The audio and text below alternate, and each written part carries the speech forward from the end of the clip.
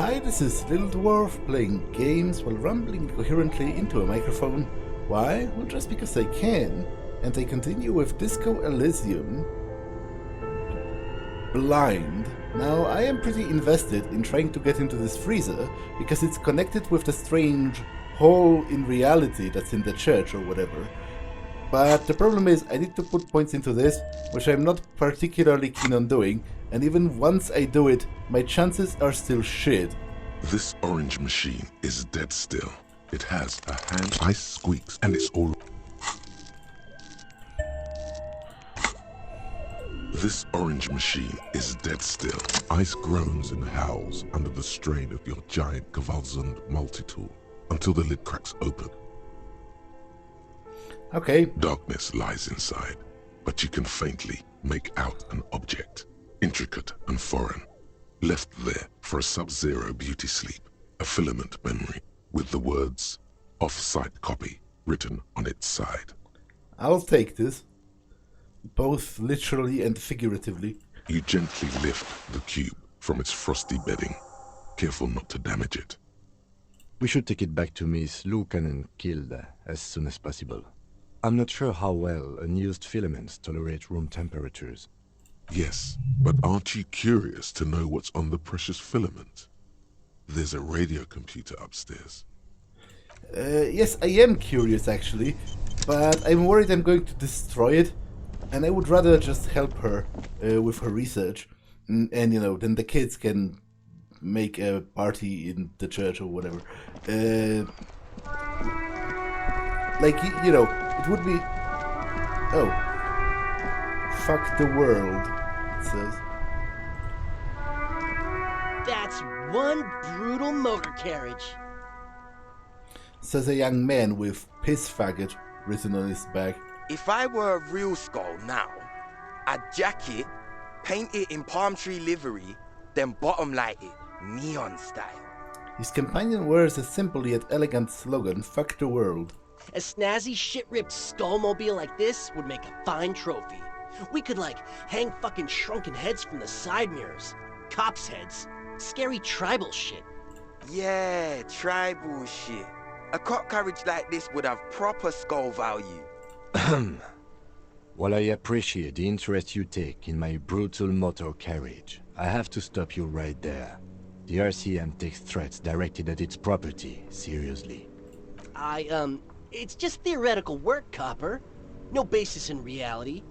Man, if we were certified skulls right now... Skulls. Now there's a strong organizational title. Who are you? I can tell you who we're not, cop. We're not snitches or skulls. Which is not to say that the skulls are bitches and... On the contrary. The part of this presentation you want to take home with you, cop man, is we're not part of the skulls yet. Okay then, let's indulge in some intellectual exchange. These young men seem eager to share their beliefs. Who are the skulls? You don't know? What kind of cop are you? It's not a question. Don't get into it.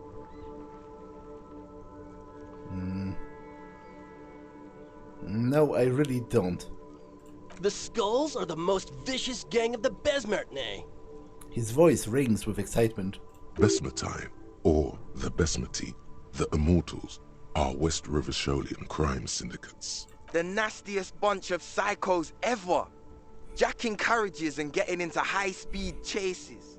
Possessing an infinite amount of fuck-all swagger, infamous for their non-verbal modus operandi. Non-verbal? If a skull spots you, he will pull out his dagger and stab you without saying a word. The lieutenant's voice is as calm as usual, a testament to the violence and death he's witnessed through the sight of his firearm. They usually occupy the burnt-out quarter in Genrock, or you can find them loitering around the brightly painted bottom-lighted vehicles. I can't wait to become a skull. Bottom lights are wretched aggressive. Do you guys know Cindy the Skull? Oh yeah, Cindy's a right proper skull.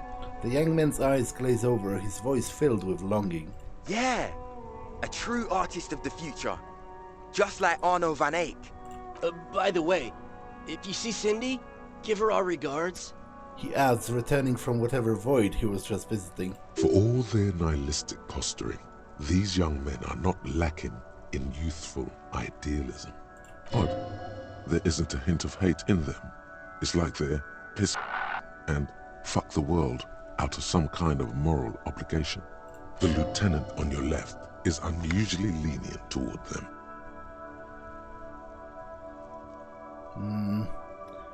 Your rhetoric is a bit confusing. Are you part of the Skulls or not? We're not franchise Skulls. Well, not yet. Once we get our name out there, we'll have a chance to join them. What makes you think the organization would accept you? Because we can be just as psycho and vicious. You'll see. Ah, you'll see for sure once we're in. It's the last thing you'll ever see before the void consumes you. Throw him off his game. Are you sure a Skull would say that? Well, yeah, I mean, we're only saying practice things for now, so we don't mean no harm to the Skulls brand, or to you. This is definitely something the Skulls would say, but we're not trying to encroach on the Skulls brand in any way. On the contrary, we're just here to market it. So you're just pretending to be as nasty and vicious as the Skulls? Hey, we can be just as hard. Like pavement on top of pavement, or a brick on top of another brick. Or a grave on top of a grave. These kids have the vocabulary, but might be missing a brain. Wouldn't a grave on top of a grave be just a big hole? What's hard about holes? Filling them up, baby. Why aren't there more Skulls in Martinez? The Union does their share of policing in Martinez, at least where gangs are concerned. That's why there isn't much organized crime around here. Apart from the unions themselves, of course. Don't you worry about that. We're gonna make up for the deficit. Yeah, we are. I see you kids are into anodic dance music? Oh man, yeah. We're not fucking kids, man. Be wary of the abyss. His blonde friend adds ominously and points at his temple. Why? Probably because of how non-verbal their mode of operation is going to be. It's a threat.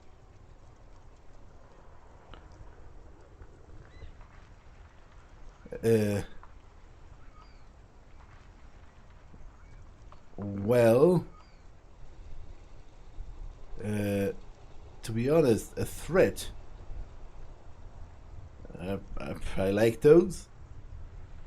Or don't fuck with me. Generally, don't fuck with me. I am nice and pleasant, but there is a limit to my niceness. Whoa. Come on, man. We're just talking here. Just words. Nothing wrong with that.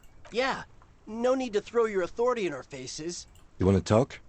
Let's talk, boys. Ask them. He liked how you decisively shut down a situation that could have turned into a farce. Enough about this scullery then. Mm-hmm. What's with the jackets? What about them? Why does your jacket has piss faggot written on it? Well, first off, it's a statement and not necessarily something that characterizes me as a person, even though the statement has character. And I do like piss. The word piss epitomizes the struggle taking place in the world. Things being defined as they seem, not as they are. And, I guess, it's also about communal spirit, the future, and truly appreciating our differences. Also, you've got to admit, it catches the eye. And since the Grand Piper is slowly but steadily moving towards basing the economy on it, attention, it is imperative that the medium itself convey the message. What? What I mean by this is, we are all piss and that the world is inherently meaningless. Though he seemed lacking in vocabulary, it seems that the young man has expertise in at least one field, even if it's rather narrow. Why do you have "fuck the world" written on your jacket? Like I said before, many men keep searching for the one, for so-called true love, which is actually just obsession masquerading as kinship. The thrill of the chase, the hollowness that fills your chest cavity after catching it. I'm wondering if the poetics come with the jacket, or are they derived from something else entirely? To catch a fish, you'll need to hurl the lure many times, and even then it isn't certain that you'll get anything. If you blow up the lake, though, That's a terrible metaphor. you get more fish in a shorter time. And, for time is of the essence and fleeting ever so quickly, one must think of a way to fuck the whole world and not get caught up in fucking someone. Because when one fucks everything, he fucks nothing. And that, to me, feels glorious. Sticking your dick into the void. Hate to admit it, but in a weird way, he's got a point. No, it's just pointless drivel. Is it a coincidence that here we have 2 badass jackets and 2 badass cops? Hey, Kim, Yes? do you think it's a coincidence? What is? There are 2 of us and two of these jackets. What are you implying? What? What? I'm not implying that, actually. I was implying some kind of an epic standoff, maybe. I don't want the jackets for sure. Which one would you wear? I'm not sure I understand you, detective. Are you more of a piss faggot or a fuck the world kind of guy? Neither. Come on, Kim, it's just mental exercise. Fine, if only to end this discussion. Theoretically, if I were a juvenile delinquent, if I were to already be down that path, I think piss is the stronger of the 2 statements. Well, yeah, if I were to choose, I would probably go with fuck the world because I dislike the word faggot. Like, I would feel, both of them are not something I would ascribe to, but I would feel dirty wearing a slur on myself. So that works. I feel more like a fuck the world kind of guy. Seems about right, especially considering your heroic exit attempts. That's an origin story for a dynamic duo right there.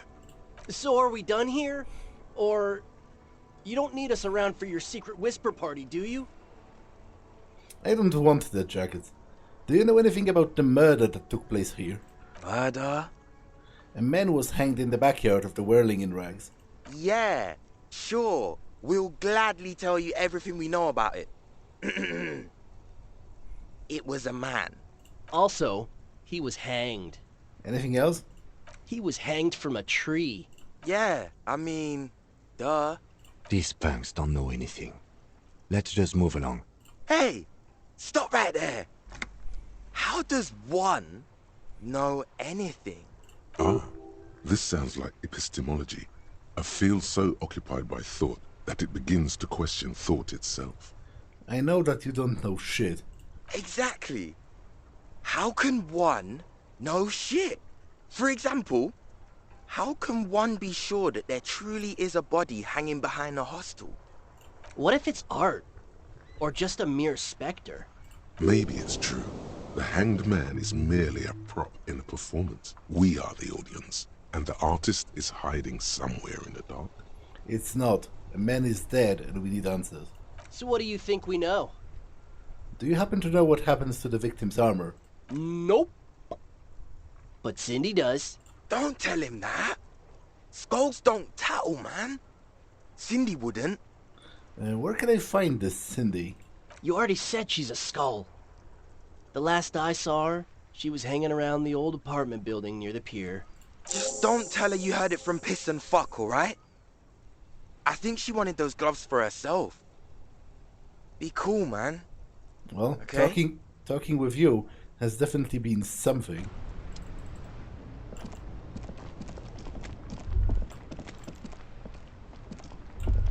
In the morning light, the white on blue police livery on the motor carriage cannot but catch your eye. Why am I even thinking about this? Do something important? Something murder-related? There's always something important. Doesn't mean you can't take a moment to admire this piece of machinery. This is a Caprice Kinema, the Caprice Motor Corps follow-up to their highly successful workhorse, Caprice 40, and the answer to the Lum's racing breed, Ferv series. With its air-cooled, rear-mounted 12-cylinder compression ignition engine driving the rear wheels through a 4-speed manual gearbox, the Kanema is able to reach 100 kilometers per hour in 13.5 seconds and go on to a top speed of 180 kilometers an hour. Won't it roll over in the first sharp corner? The high center of balance is offset by a large battery bank mounted at the bottom of the cabin, feeding all the auxiliary systems and making the Kanema effectively a mobile power plant. Turn your attention to the motor carriage itself. Even at a standstill, the unibody Caprice Kanema looks sleek and dynamic. The cabin is tilted frontward to give it a more aggressive, hunched look. Someone has waxed it recently. That machine really puts the loco back in locomotion. Very cool. You want to take a closer look? A fine machine. Run your hand over the smooth metal surface. Yes. An extraordinary machine. There's a gentleness in the lieutenant's voice as his eyes run over the vehicle's contours. Helium headlights would improve the range and quality of the visual field a lot. Ever thought about switching to helium headlights? Actually, I have a pair at home. Just haven't gotten around to fitting them yet.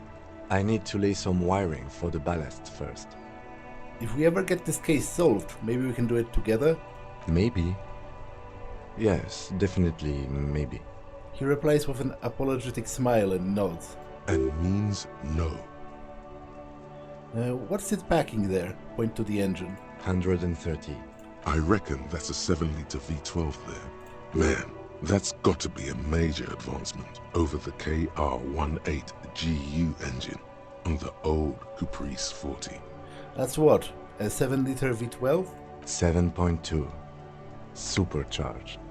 The lieutenant is trying to suppress a smug smile, unsuccessfully. Saying these words brings him immense joy.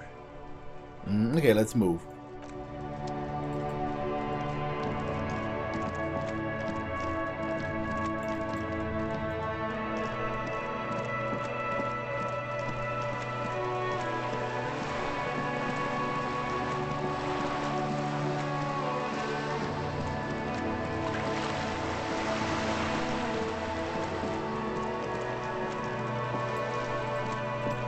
Hello again, officers. Have you come to admire my mural? Is that bed?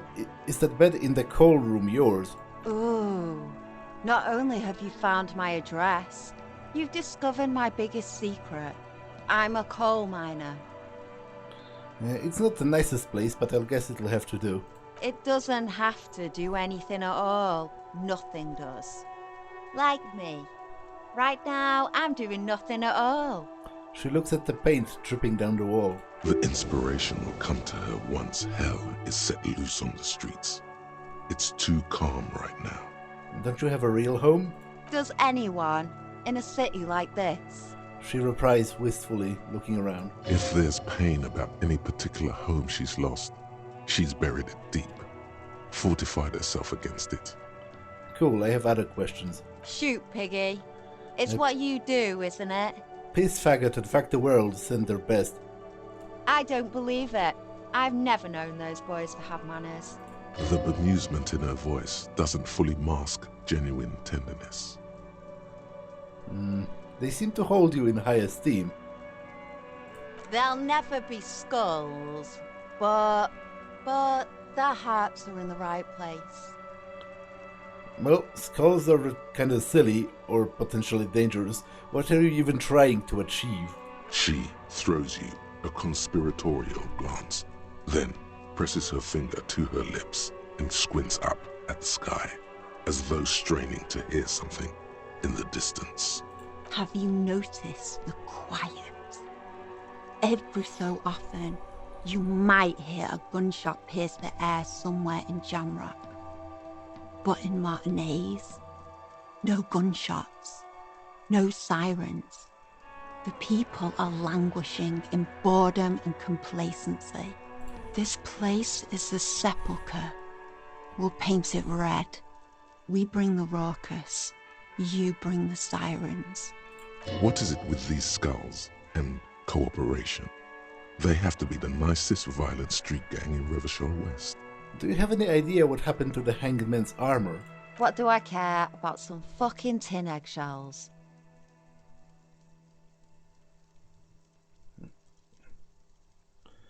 Isn't armor art? Art for the body? Alright, Piggy. I'll give you this one. I saw a little girl in the fishing village running around with military-grade handwear.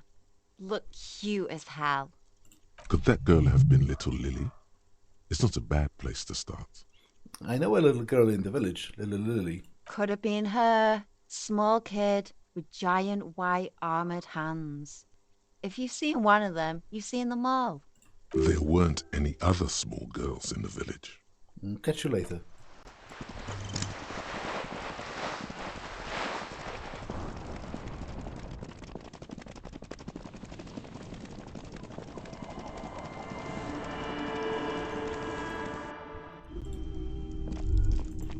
Hello, mister. Are the twins outside your brothers? Yes. They don't want to play with me. They're older and play outside. They look the same. Sometimes I can't tell them apart. I guess they do look alike. Lammy tells them apart. She waves the fuzzy doll in the air. I heard there was a girl who has armored gloves. Is that you? Oh, I had gloves. Very big ones. Heavy, too. Where did you get these gloves? Found them when Lemmy and I were playing hide and seek. In an empty house. Where no one lives. I think someone hid them there. She doesn't want you to think she stole them. And where are the gloves now? I hid them. The twins were gonna take them. They're stupid. She lifts her stuffed toy up and looks into its one remaining eye, as though searching for confirmation. We are going to need those gloves. It's for important police business. He enunciates the last two words carefully. Oh. She doesn't seem to understand, but the lieutenant's tone has conveyed to her the important part. They're in my sandcastle. Behind our house. Under the sand. You can break the castle. It's not very good. Okay, Bye! thank you. Is that the phasmid? It looks like the phasmid, leaning against the wall. Where? I try to sneak up to the phasmid. It's not the phasmid. It's not even organic. It's a fire iron. How disappointing. That's what I get for trying to be a scientist instead of a cop. I mean, I'm not even a good cop. You were just following your instincts, your destiny. You're meant to find the phasmid. Just maybe not here. Give the dream of discovering the Insulindian phasmid a rest. For now.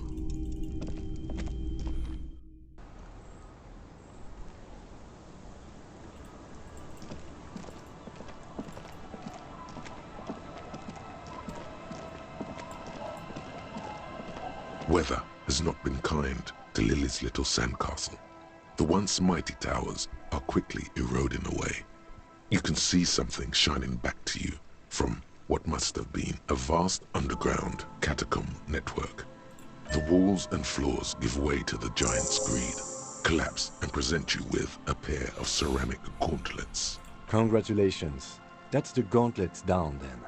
We're doing good on the armor collection front.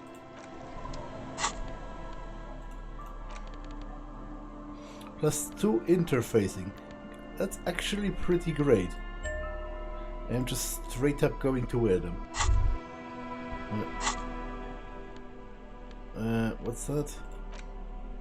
Strength in digits. Clenching and unclenching your fist has never been so fun. The tiny ceramic plates make a lovely clinking sound when your fingers move. The gloves are a bit sandy, but the grip is phenomenal. As you fold your fingers into a fist, you realize you could knock anyone out with one punch. The white ceramic gloves wrap around your digits comfortably. Well, I will be responsible with this. This is just to protect me from harm, not to show off.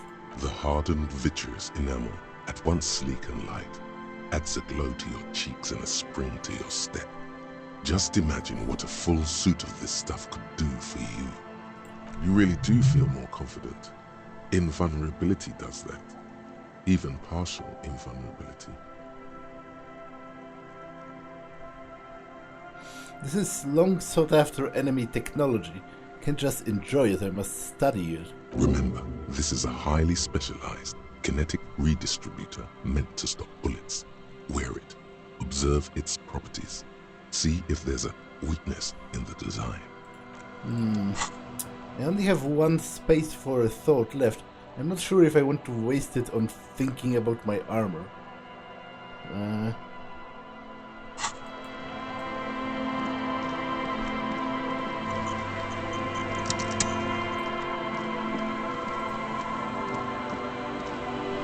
The scruffy-haired little boy kicks a stone while the other watches him do it.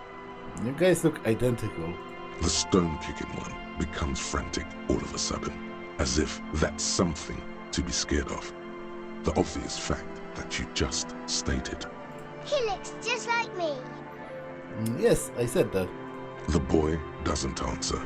His brother throws another rock. Both of their hair is covered in some kind of dirt.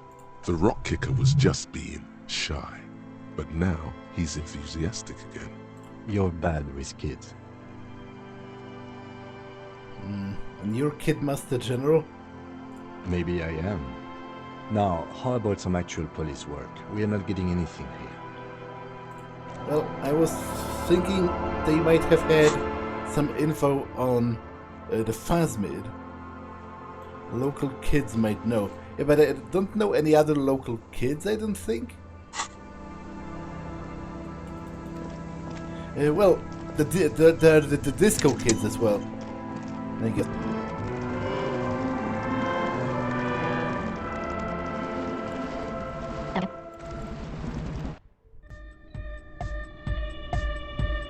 The large-headed youth has closed his eyes. Good morning! Yeah! Pump it up! Pump it up! Pump it up! I have a tape with me. Maybe you can use it to improve Van Eyck's jam. Tape! Yeah! Spins the tape until the space escape! Yeah! What about this one? Righteous! He takes the tape and attaches it to the empty reel slot. Hands over ear, he listens, then shakes his head. No! No, can't do! This is gonna make people sad! This isn't sadcore! He hands the tape back to you. Yeah! Hi again. So goodbye, officer. Huh? I see. Okay, I don't really know what other kids are there even. I guess let's talk to the programmer for now.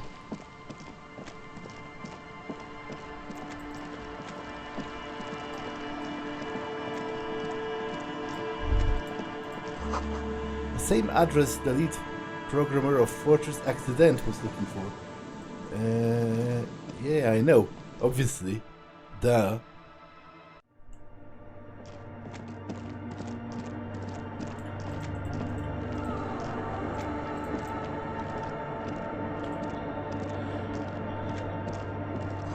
A spider has spun its web around this wood-carved pillar.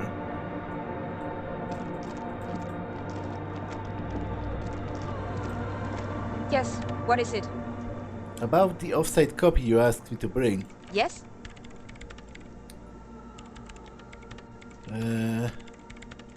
Is this the filament you're looking for? No, that's the production schedule you stole and accessed without authorization. I don't need it. She's tapping the table in a badly concealed impatience. In his defense, it was simply lying in the desk drawer of an abandoned cubicle. Okay, but still. I brought you the filament. Thanks. Looks like it's the one. She takes the filament, inspecting the metallic tape. What's going to happen now? Now I'm going to print it out to see what's left of it. She's already inserted the filament into the computer's core, ready to close the door. Wait, no. That's dangerous. She shouldn't do it. Don't put it in yet. It might be dangerous. No, it's not dangerous. Just depressing. How do you know? I have a theory. Lintel was able to divine the anomaly's location from this broken copy. I want to repeat their calculation, only this time with better equipment. Watch. What an intricate display of failure. The paper starts filling out with ink, soaking it in a gleaming blackness. Not a single line of data stands out. This is wrong. Machines shouldn't behave like that. Now what? Soona doesn't reply, her hands running over the printout. She's looking for something. For her morning star. Eyes scouring the millimeters. Here. I found it. Where? Hold on. She's behind the keyboard now, typing some numbers that only she understands. The terminal beeps and the light inside starts pulsing like a glowing heart. Can I do anything? Shh. Just give me a second. I'm almost... She clocks up her typing speed. I've never witnessed a programmer work before. Done. I've got it. I found the location of the anomaly. And there's joy in her voice as she bumps her fist into the air. You did it. You found the coordinates? I found the coordinates. Lets out a celebratory laugh. She's beaming. You can feel it in your heart. Great job. Congratulations. Thank you. So where is it? Where is your 2mm hole in the world? There. In the swallow. She points at the other end of the church, where a group of water bowls form a ritualistic arch. Think you can help me again? Sure.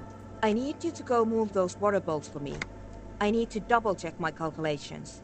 What an interesting proposition. Truly a task for the intellectuals, solving the puzzle of water bowls. Alright, I'll figure it out. Figure it out? No. I don't need you to figure anything out. I've got a computer for that. She shakes her head, grinning, and then pats the mainframe. Just walk over to the circle and follow my instructions. Move the third bowl 2 centimeters to the left, and the fourth bowl 5 centimeters to the right. This should do the trick. What? She only wants you to follow instructions. Nothing intellectually stimulating. In this task, a child could do it. Yes, but you like moving things around. Moving things around is calming. Yeah, I'm not going to be, obsessively obsessing about this. If she knows what she's doing, no problem. Thanks.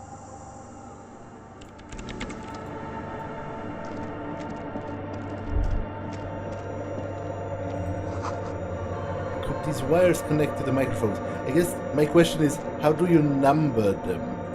It's awfully silent again, as if someone turned off the entire world outside those walls. Water inside the bowls stands still.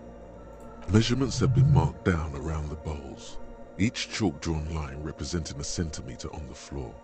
Oh boy, this is going to be good. Move the third bowl from the left to 30 centimeters away. What? What does that mean? From the left 2 centimeters away. Move the fourth bowl from the left 5 centimeters to the right. That's true. That's correct. Some water spills out of the bowl, wetting the floor. This task is an insult to your mental skills. Now move the third bowl from the left 2 centimeters away. It moves like a ghost without creating a single trace of sound. The lead programmer sends you an encouraging thumbs up from across the hall.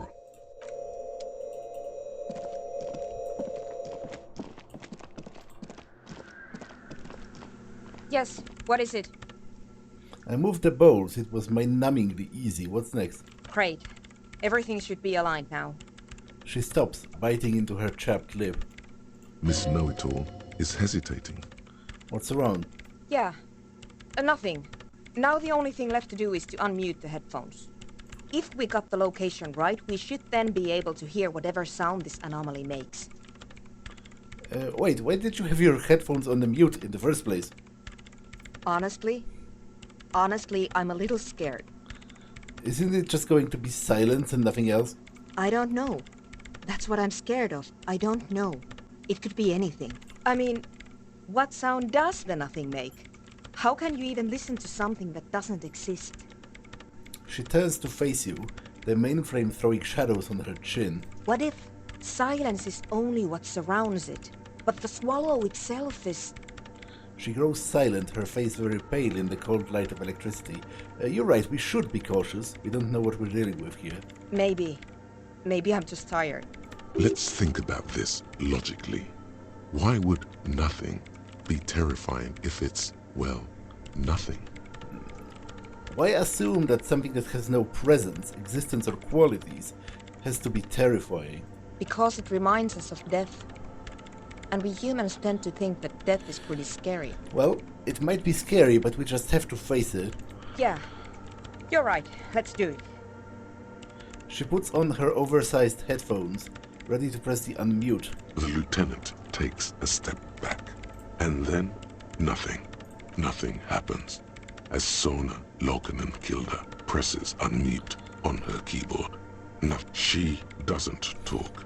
Her eyes closed and brows knitted together in a state of deep focus. One hand cupping the headphone. Well?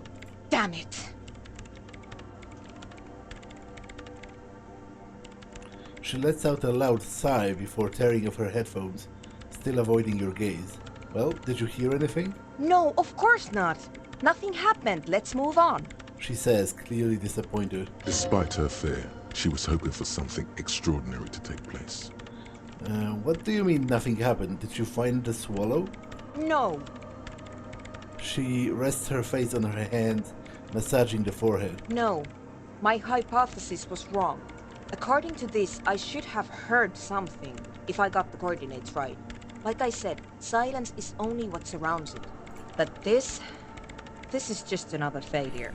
Silence sounds like silence. That's all it is. You can try on the headphones. See if you can hear anything. But don't get your hopes up. Silence is silence? You're sure there's more to it? This can't be it. You should have a listen.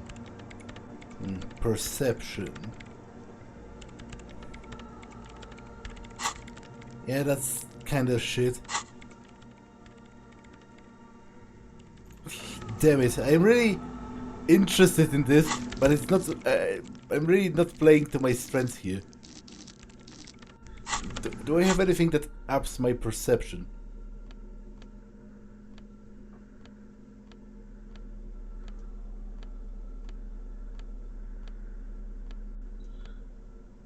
No.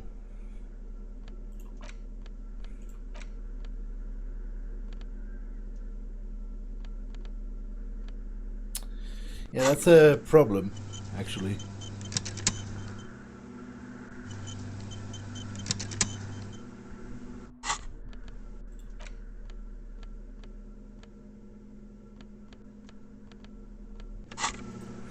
Yes, what is it? Put on the headphones. Everything disappears. You are draped in silence like a drowning man staring into his puny little headspace. Okay, that's that's some good luck right there. And then the pressure changes. What does it mean? It feels like flying on an aerostatic, or when your ears pop, or like a subtle difference in the atmosphere, a weather change hanging in the air. What if the sound you're looking for is too low for you to hear it? What if we just need a better sound system? A better sound system? Alright, but where would we get one? Suddenly, a rhythmic beat permeates the walls, causing a small patch of decorative stucco to crumble onto the wooden floor. They should really allocate some renovation funds to this place. Murmurs the lieutenant, inspecting the damage done to the arabesques. No. What they really should do is shut down the disco men for disturbing neighborhood peace. Yes, but they could help you with the speakers. You mean the speed freaks? She closes her eyes as more dance music invades the holy silence of her sanctuary. Of course. The speed freaks. They have a fantastic sound system. And you think they would help me? They would, if you wouldn't mind them moving in with you. I guess I could live through a week or two of peaceful coexistence. Brilliant negotiating there, Detective. Great. As always. I'll go talk to them. Sure. Let me know how it goes. Thanks, officer.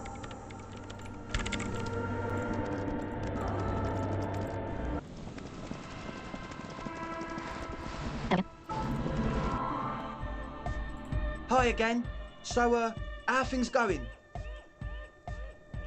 Yes? What's the deal? Good news. I managed to convince Soona. She's okay with you guys moving in on one condition. She needs your speakers for her project. We are grateful, Copman. You're an augury of a new era of anodic dance music. He smiles, happier than he's ever been before. You're going to have to share space for a couple of weeks until she gets the research finished. That's fine. We can manage. I'm glad I could help. We appreciate it. It's going to take us a bit to move our stuff inside. A couple of hours, maybe. Come check back later. Let's get moving.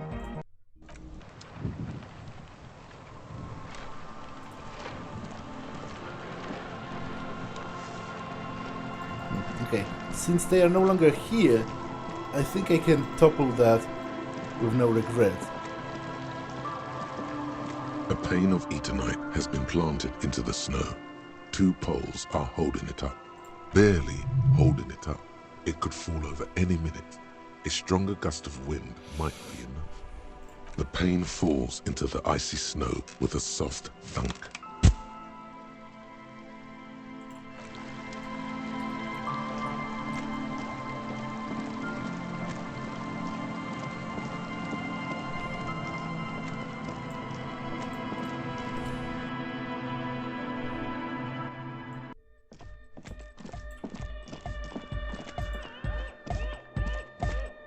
Yeah, it's all set up, man. Can you already imagine 1,000 people in here? 10,000! He waves his hands in an unbelievably lame, non-hardcore manner. Ecstatic vibrations, totally transcendent. And I've finished setting up the new compressor too. He looks at the imposing black box in the corner that's churning out the sound. Now the only thing left to do is the name of the club. Will you do the honors, detective?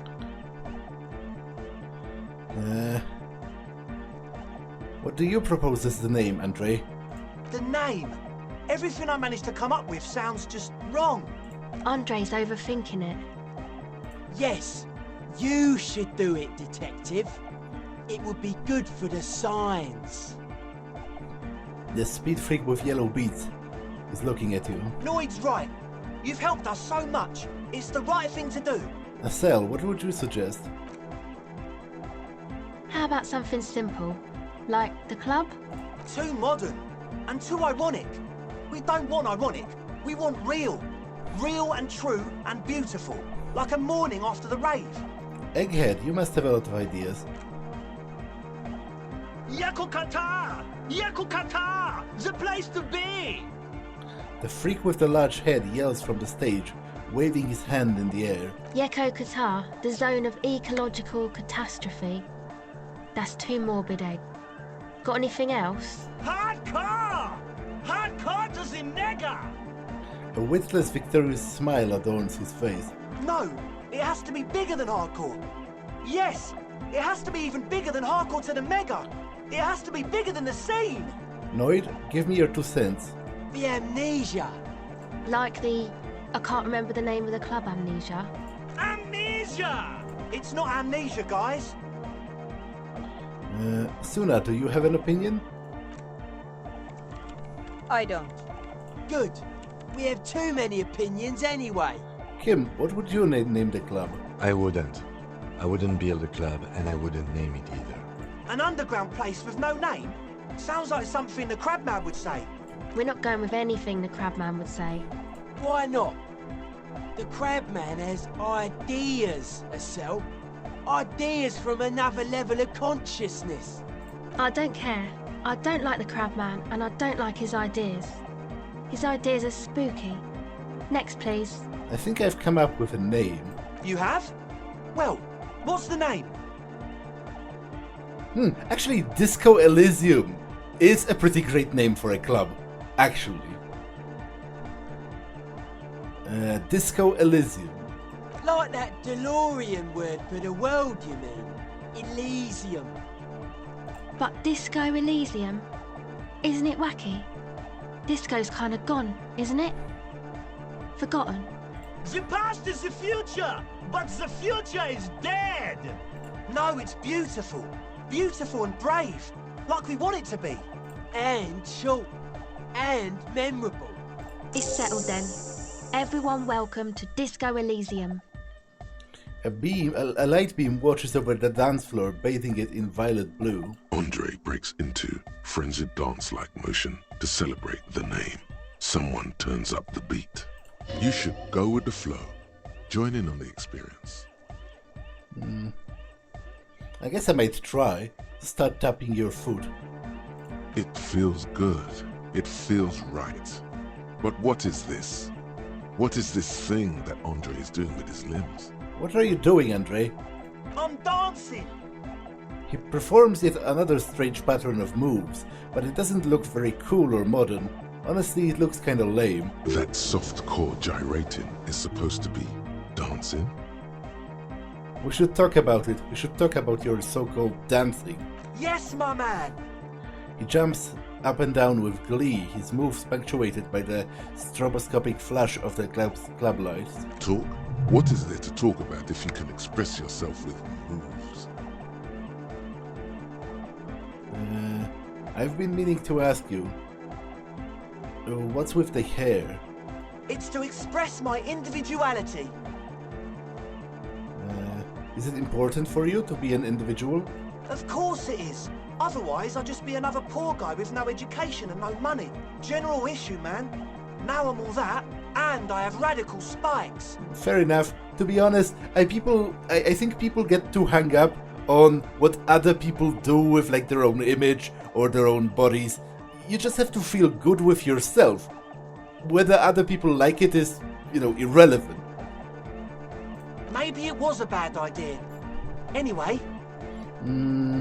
Savoir faire, you say. Goodbye, officer. Do I have anything that ups there?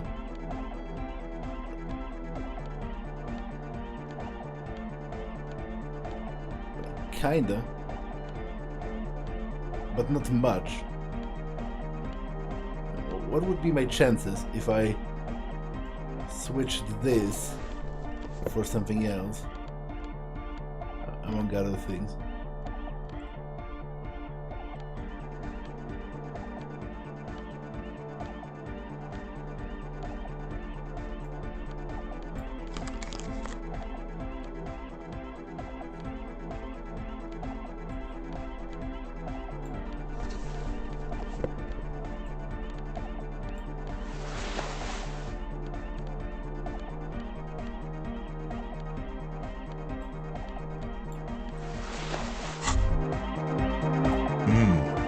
Of fine things. Just look at those black monk straps. After spending an entire day hustling, who's to say that you didn't deserve a pair of ridiculously expensive shoes on your tired feet? You're right, beautiful things do make people happy. Beautiful things give you a rush. It's power. Crafting your style, draping your flesh in silken leather, deciding how to present yourself to the world. Remember, when they come to take it away from you, you worked for those shoes. Whether you like it or not, wearing these shoes has made you more liberal, ultra-liberal. They're either a gateway drug or a booster pack to get you deeper into free market ideology. Oh, hey man, it's good to see you. Oh, it's still 3%. You know what? I'll just Goodbye, officer. disregard that.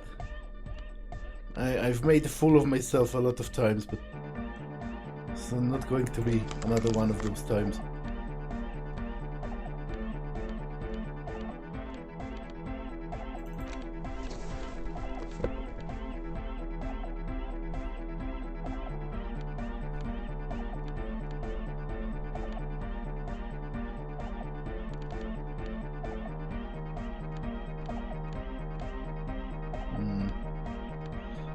Though I guess I can wear those, because I to be honest, I don't care about the electrochemistry skill.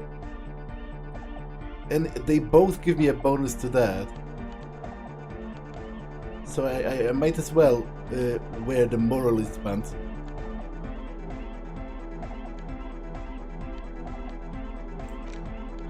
Tailored trousers in light brown, moderate in every aspect. They are absolutely unremarkable. In other words, perfect. +1 to Kingdom of Conscience. Moralist pants. Sure. Why not?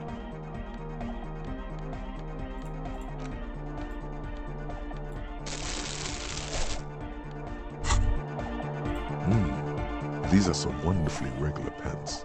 Not too tight, not too loose, moderate in every sense. You'll blend right in at some pleasant dinner party. I like regular, normal things. I know you do.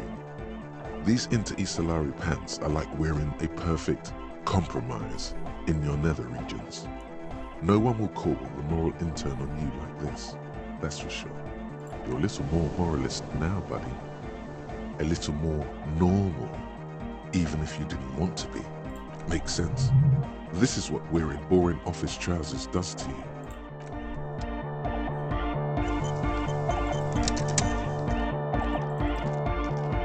She's whistling a melody, her trusty contact mic attached to a wooden pulpit. At the sound of your footsteps, she stops what she was doing and turns to you. Hey there. I've been recording some new audio from all these beams and rafters. The sounds travelling through the wood are pretty cool. Creaks and stuff. Like you're underwater, you know? But like, underwater inside a tree. But that's not really what I wanted to talk about. I wanted to thank you instead. What for? For getting me and my friends in here. And we even found some new associates, such as they are. How's everyone doing? Good, I think. Noid is getting a read on the place. I think he finds the carpentry very impressive. Andre's been setting up the compressor and dancing. Egghead's been keeping the party up. He's got the stage under control. Soona, the programmer, she's doing whatever she does. Behind that radio computer of hers. She doesn't talk to us much. And the crabman hasn't shown himself, thank God. Now can you tell me about your associates? Sure. You helped us out. I can repay the favour. What do you want to know? What's the deal with Egghead? What do you mean? What does he think he's doing when he yells all that stuff? Oh, that. He's the party boy. What's a party boy? Anodic music doesn't really do vocals in the traditional sense. Vocals are thought of as rock. That's to say they're a bit backward. No offence if you like rock music though. Rock music's cool by me. Pachoo, pachoo, swish. Your credentials as the resident future man of Revachol are being questioned. Show her you're hip with the times, Gramps. No, I actually literally don't care. I do like rock, although, to be honest, I have a very eclectic music taste. Like, I listen to a lot of sung poetry, for example, but also things like metal, like, or, like, there's a very, I don't really have a type. Sometimes just things speak to me on like an emotional level. Goddamn right, rock music is the coolest. Well, it's not the coolest maybe, no offense taken, go on. Anyway, even if you don't have vocals, you still need someone to say something every now and then, right? To urge things on. That's where the party boy comes in. He basically just stands on the stage and dances and yells how awesome everything is. It's very catchy. I understand. People are usually afraid to do things if others aren't already doing them. Dancing makes you dance, like sneezing makes you sneeze, or yawning makes you... Anyway. He looks around a little embarrassed of the enthusiasm of his interjection. Where is he from? How long has he been with you guys? Actually, we don't know where he's from, or who he is, really. One time we were out partying somewhere in backwater Forburg. Or maybe even Coal City. I can't remember. Maybe it was Coal City. The worst of the banlieues. A wretched heap of closed-down mines, even west of Jamrock, on the dusty slope of Montmartin, the remotest possible area of Revachol. No one even wants to exploit those people anymore. Egg was yelling along to some jam someone was spinning, all night long. Just kept yelling until he didn't have a shred of voice left. When the sun came up over the mines... There were mines? Yeah, it was in Coal City. Egg came with us. He made this wheezing puppy dog sound all the way back. Couldn't even speak. It was definitely Coal City, because it took us 2 days to walk back to the fort. He just wheezed the whole way. We never really asked why he came with us, or who he was. I think his name is Jermaine. People are sweet. You can see it must have been a great night. The memory causes her to go silent for a moment or two. You wish you'd been there. Who do you want to know about? Tell me about Noid. He's a four-burger, I guess, like the rest of us. Okay, maybe not Egg, I don't know about him, but Noid and the rest are from Forburg, making the pilgrimage up north to visit the Palaceum. He's real hardcore about the lifestyle. What's the pilgrimage you're talking about? It's just something poor Forburg kids do every spring. To pass the time, we walk the entire length of Boogie Street, up to Jamrock, or as much as possible. Why wouldn't it be?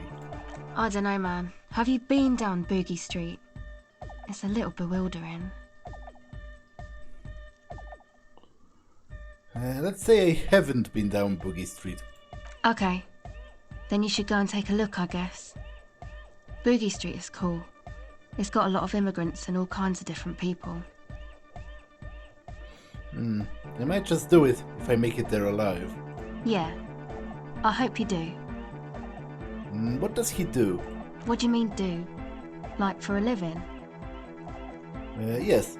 He's a carpenter, trained and all.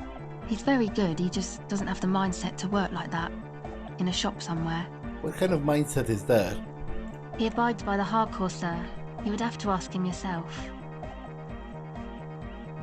Tell me more about him. What do you want to know? No. What do you mean do? He's a carpenter. He abides by the hardcore, sir. You would have to ask him yourself. And you? Sir, I abide by the law. She gives you a switchblade smile. A strange feeling. Every now and then, something feels off about the way she speaks. She doesn't change tone, but you feel as though there's more about her than she lets on. Who do you want to know about? Tell me about Andre. Andre? He's a cool guy. Doesn't really come off as one, but he is. To me, at least. He takes care of shit. Sorry. I mean, he's got a vision. For what life should be, you know? He tries to push things until everything falls into place. He's an organizer. What has he organized? Nothing. But then again, there's nothing to organize around here either. He really wants this church thing to work. Must have taken it as a sign when he found it abandoned like that. Said it was an augury. I don't know where he got that from. Andre's not super intelligent. I've never seen him so psyched about anything though. And he's often psyched. Looks sort of desperate, like it's his last chance or something. Or maybe he was just high. I mean, not that he does drugs, just high, you know?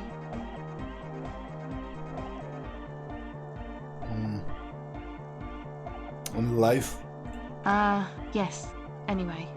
Is Andre your boyfriend? Yes. Tell me about the others. Who do you want to know about? What about Tiago? Oh, the crab man. Still gives me the creeps the way he moves. But he doesn't actually come down that much, just climbs around the rafters. I just tried to stay away from the crab man. But he talks to Noid. They seem to have some thing going on. Talks to Noid? What for? Beats me. Noid said they get along somehow. They're both crazy enough, I guess. What does he do up there? Who knows? He doesn't really answer our questions, see? Not that it's easy to ask them. What are we supposed to do, yell up at the tower? Who do you want to know about? Tell me about Soona. Oh, she's a bit odd, I have to say. Doesn't talk much. I'm not really sure how to vibe with her, you know? Seems like she's not in a very good mood most of the time. But earlier today she told me about Welkins. And she seemed oddly happy, like she had some idea with those little creatures. Some artistic idea. I didn't really listen, I was busy with my mic. Actually, tell me a little about yourself. Me? Again? Well, maybe I have different questions. Tell me. I told you, I'm a silver bird. What does that mean?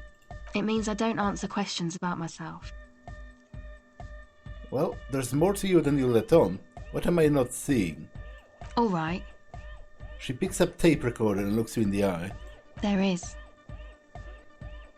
Well, you don't really have to answer me. Fair enough. Thank you. Thank you too. Sure.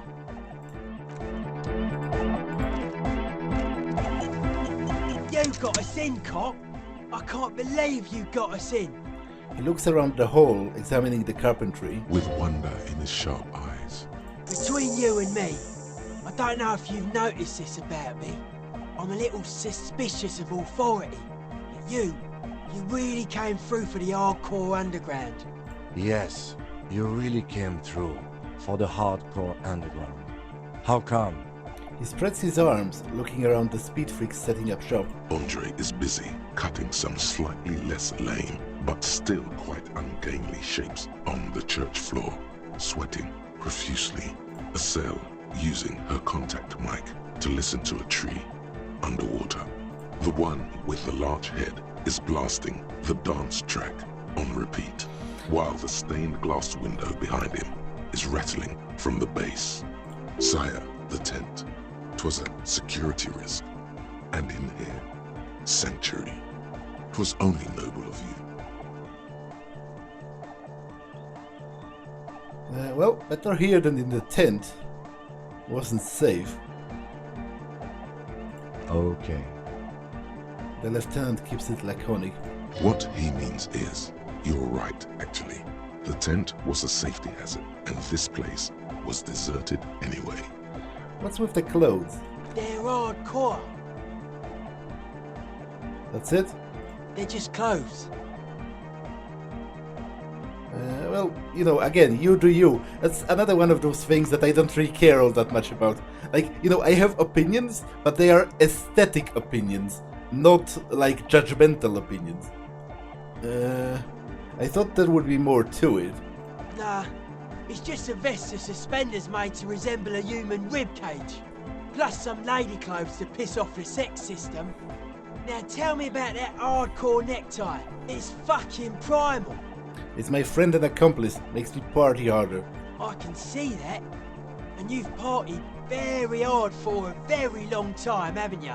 It looks like you're trying to hang yourself with it. So large, too. So many different patterns. It's crazy, man. I like it.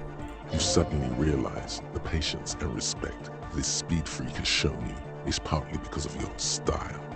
He's probably not like that with everyone. Respect as a man!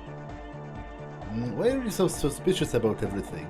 Suspicious people are esoteric people. We don't go around spilling everything to Johnny Law. They don't call me Noid for nothing. It took us setting out for this whole enterprise to get our science synced. Why are you called Noid anyway? It's short for paranoid. What are you suspicious of? It'd be easier to list stuff I'm not suspicious of. I'm not suspicious of sound and colour. Mechanics and chemistry also have a trueness about them. Most anything else deceives. Wants to steal your life away. This is a good, dangerous line of questioning. You should prod him on.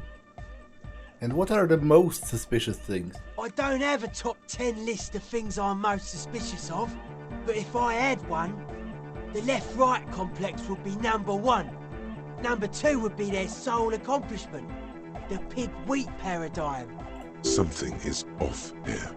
You feel like it should be the other way around.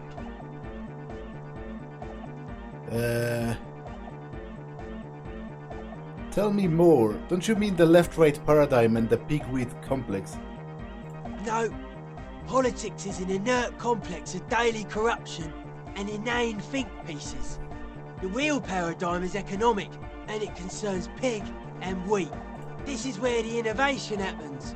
It's only a theory. I suspect they're breeding a pig-wheat hybrid. Probably in Grad. Tell me more about the left-right business. I prefer not to. Both ask the wrong questions. Any spark of light from either one is accidental. Their combined movement's only concern is producing enough pig and wheat for everyone. The end goal of humanity. The original mistake was assuming that words have more being than bodies. That's what led us astray. Far from our true lives, but we may yet find a way back. Whatever this true life is, you feel it's the real centerpiece of this mythology. What's suspicious about the production of pork and wheat? It's our only shit.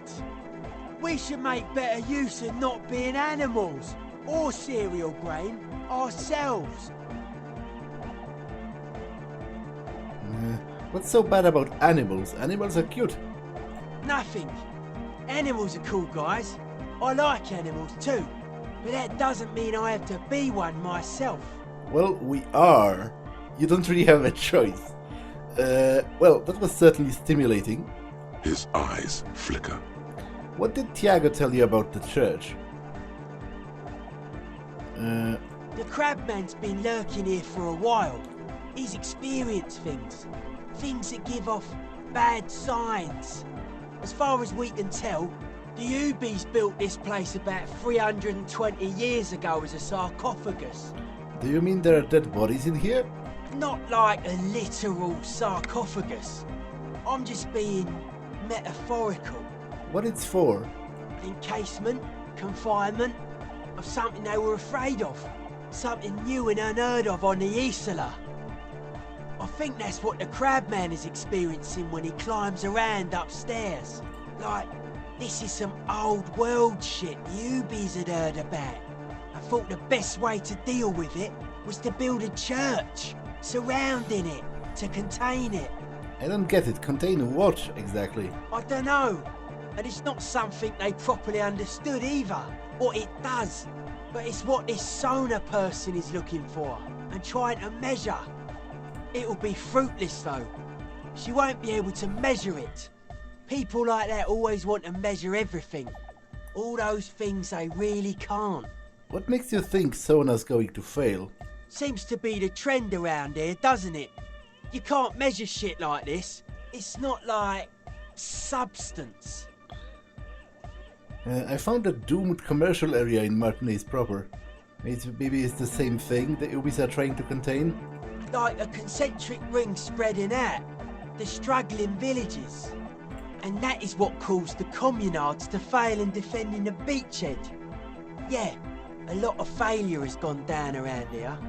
You think there's any merit to the theory? I don't know. Maybe, maybe not. It's not a thing we can answer, Copman. Even I have limits. I'm a limited size person. Yeah, to be honest, I don't really believe there's an actual curse. Well, if it's without substance, I guess there's nothing to worry about. Maybe you can figure things out, Copman. I think we got on a good level here. The signs are syncing up well. What do you think about the church? It's a miracle of carpentry. Dead bodies carved into total shapes. Now it can be something more. He rubs his hands together. You say that as a carpenter yourself. I don't say much anything as a carpenter anymore. They tried to make me into a reckoner and a leveller. Made me a bit manic, you know. I regret the time I dedicated to that profession. And that worker collective. I say things more as a member of the hardcore side dance community these days. Understood. The material knowledge is mega though. Guild shit. Teaches independence. How are you settling in? Hard to say, Copman. Signs in here are distinctly wild. Gonna take a while before everything's properly synced. I did get to talk to the Crabman though. You mean Tiago? Anyway, he's been giving me kind of a psychic rundown of this place. Dude's seen some crazy shit, but he's actually a lot like us. You mean all of this mother's love isn't too spooky for you? What do you mean, actually? The man picks up on stuff, and he knows a lot about the church. I got a lot to learn from him. Good thing you didn't squash him. I wanted to talk more about this place. Dead body, spirit entered. What is there to talk of? How old do you think this church is? Over 300 years? That's right. The first settlers built it, plus 6 more like it, on the coast here. Was one of the first things they did. Must have been really scared of something, but I understand. Alone on an uninhabited archipelago. forced to face themselves and nature. Pre-industrial quantities of solitude. You see, perhaps something more fundamental. He means something paranatural. He must... I would want to build a safe place for myself and my own as well. His voice echoes in the wooden cavern of the church. What style is this church built in? A cop who's into building critique. Okay then, this is folk DeLoreanism. Lawmongerer. It's a subset of early DeLorean architecture. Well, I'm not just a cop, I'm an art cop. Art of core. He nods appreciatively. And what is the DeLorean architecture like? Total. Everything between an ancient concrete cathedral and a glass cube is DeLoreanism. This is just an homespun version of it. Folksy stuff. Early mass production. They made thousands like this. Does that help you out? What would a DeLorean building look like? Like that woman there. Vertical, thin, white. A false image of grandeur. The source of the system is up there. You're at the bottom. They really dug that power vertical.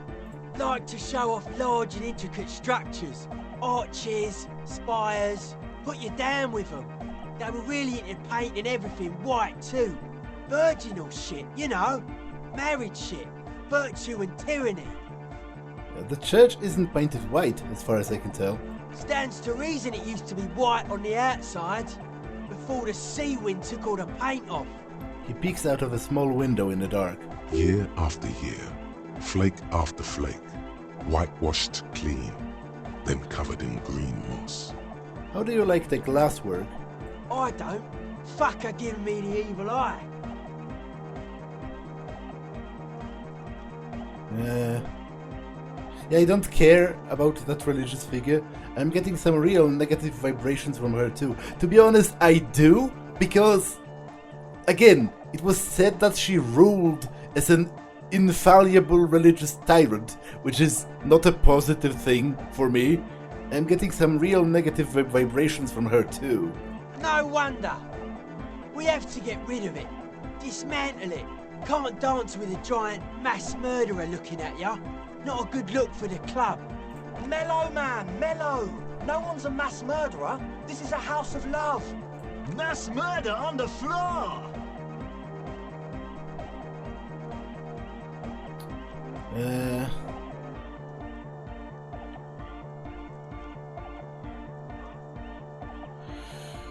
Yeah, I do feel there is something terrifying about her. There is. She is a party repellent and must be taken down before we can begin partying in here.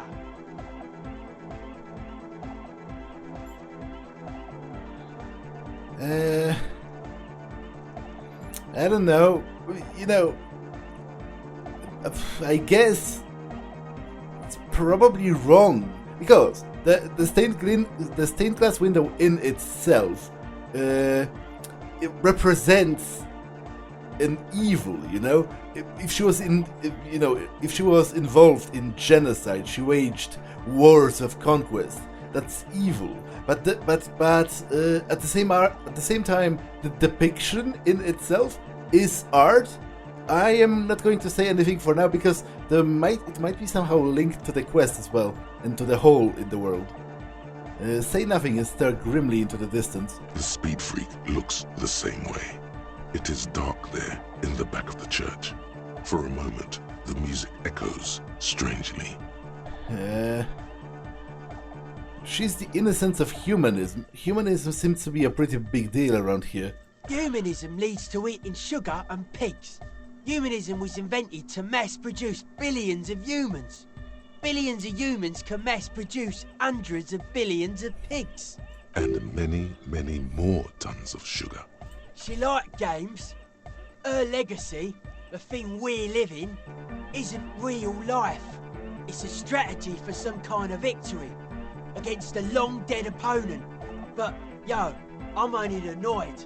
What do I know? Isn't she supposed to be the embodiment of the world spirit? The world spirit does not have a body. It has organs. Hardcore is an organ of the world spirit.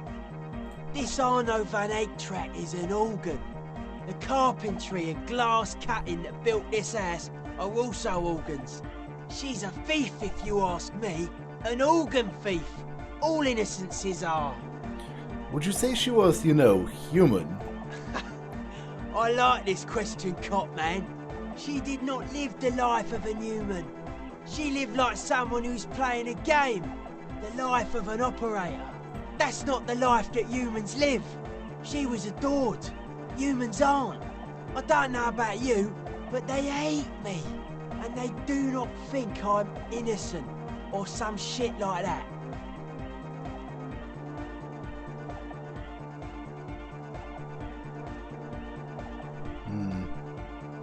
Yeah, she was a player, played us all. It's just a game to her. Yes. He lets go of the suspenders and they hit his chest with a slap. This speed freak does not quite understand the sudden escalation of emotion in that argument, but he agrees nonetheless. Okay, I'm done talking about her. What a strange choice of words. Caustic. Overflowing with negativity. That can't be healthy. What's happening here? Why do you keep coming back to this window? Does she remind me of my wife? I don't want to think about her anymore. It put emphasis on those words. I guess it's a nice window. Why do you keep saying that if it isn't making you feel well? Don't come back to this anymore.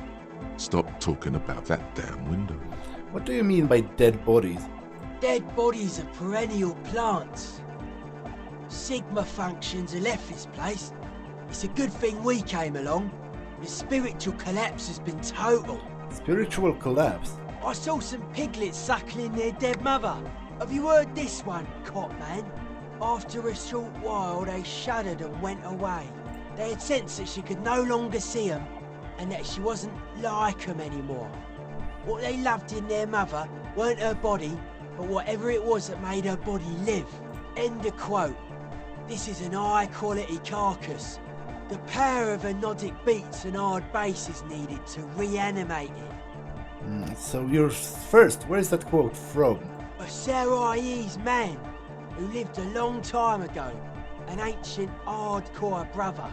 So what you're saying is you're not a big fan of the inocentic system. A 3,000-year-old tyrannical regime of history. Built and maintained by hundreds of generations of self-appointed intellectuals. It's false core. Yeah, I would tend to agree. The way he says it, the force in false core, is invested with 20 kilotons of disgust. Although it was you guys who said the Ecclesiastes were all about love and hardcore before, remember? I only said unity. One word. Figures of authority always misquote you. Andre doesn't care about the Ecclesiastes. He just wants the operation to run smoothly. And Egg is a demi-beast. You shouldn't listen to what people say. You should listen to what they are. And you proposed dance music will supplant this system. Anodic dance music. Regular dance music wasn't hard enough. And yes, I do. Sure. You mentioned true life. What would it be like? A life is true if it's free from fear. An internal division among oneself. In others, mankind has seeds of greatness in it. A Germinal will come, a return to trueness. It will be hardcore. How would you go about returning to this true life? Beats and bright lights to shatter falsehoods. Nerve impulses for the collective body. We are very much alike in basic structure. An hard enough beat would awaken everyone to a truer calling. In unity. Just like that. The speed freak is right in your face. His eyes burning. His comrades look on worriedly. The young man is dead serious about this. Rejection of the right-left axis. Emphasis on unity. Appreciation of some primordial mode of being. What does that remind you of? So sort of like fascism then? Nationalism, militarism, racism, and emphasis on a leader character are totally absent in hardcore.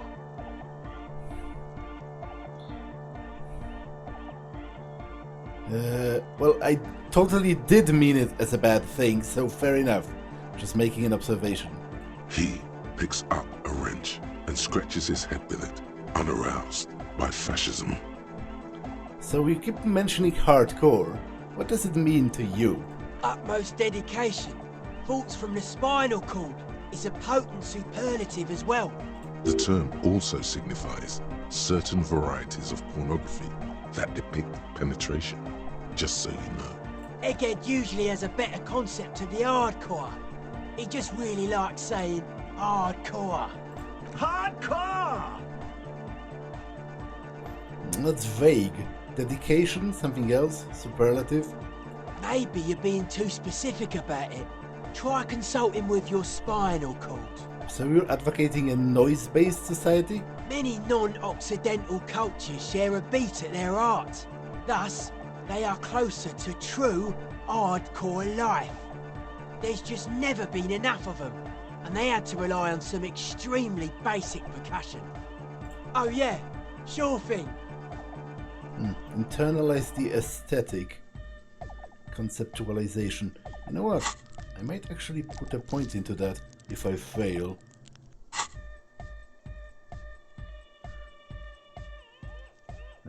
Let's try that. Internalize the hardcore aesthetic. Don't just know the log, feel it. Dedicated, hyperactive, unified. You will have to add something of your own to understand this list of loosely formed qualities called hardcore. You need your own entry. Make it. Jumping around, as this sort of music requires, is actually a taxing physical activity and should be dignified with a sports suit.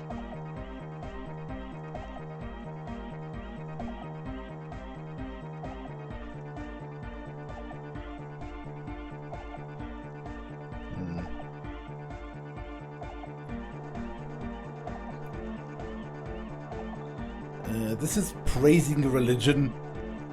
This is praising consumerism, which, to be honest, between the two, I would rather go with the latter.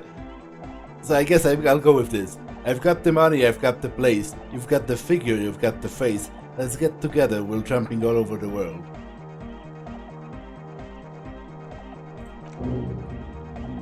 Hardcore aesthetic, thought gained. You know what? I might check that out. Fact grammar. No. Hard to move. It really hurts to punch this armor. I only have one spot. You know what? This might be good for the endgame. I'll think about that. Fairweather T500. It really hurts to punch this armor.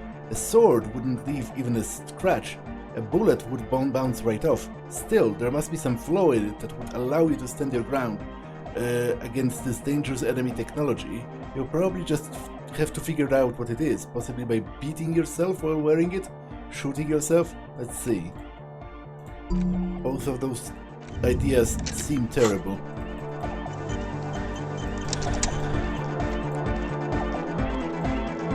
Glorious church, the place to be! Make some noise, my church people! Large speakers are set up behind the young man, blasting a familiar song. He stands on stage behind a table, nodding along to the music and waving his hand in the air. In front of him, the audio mixer, one reel spinning. The other reel deck is empty. Cables run hither and thither. On one side you see an auxiliary line in with the number 4.5 written next to it. Where are there lungs at your belt buckle? Lungs are for love! Oh, right. That comes from humanism, actually, from DeLoreanism. This conceptualization of this stained glass told me about it. How lungs are a symbol for love. L'amour, la compassion, l'autodiscipline. Love! in a woman's lungs. Lonely as I am, I'm not afraid. This strange, damaged feeling grows on and on, 'cause I've never loved someone like you before. How do you like it in the church? Yeah! Back on the case! No disgrace! Bring it down to party place! The first page of the second chapter! Could it be? Maybe for him, you only have a chapter or two left in you. Last of the penultimate, more like. Okay, I'll talk to Soona, but next time, because this episode has been long enough, so I'm going to save and end it for now. That's all for this one, and I will see you in the next one. Bye!